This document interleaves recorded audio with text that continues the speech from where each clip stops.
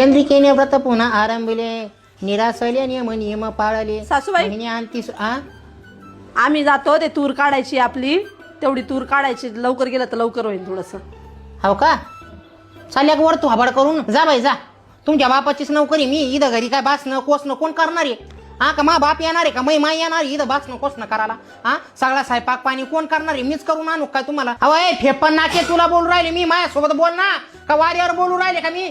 अवय शेजाड हुंगे कुठं चालली थोबाड घेऊन? तुला लाज वाटते का जरशी?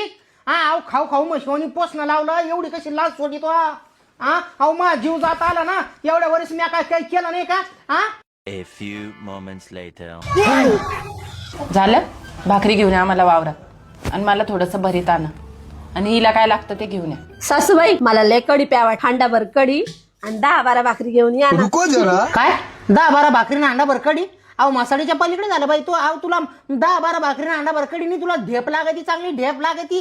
हा अहो त्या सुका पाटलाच्या अलीकडे झाले तू आता. अहो त्यो गंज बांध भरत तू नाली बरं आगत असेल बाई.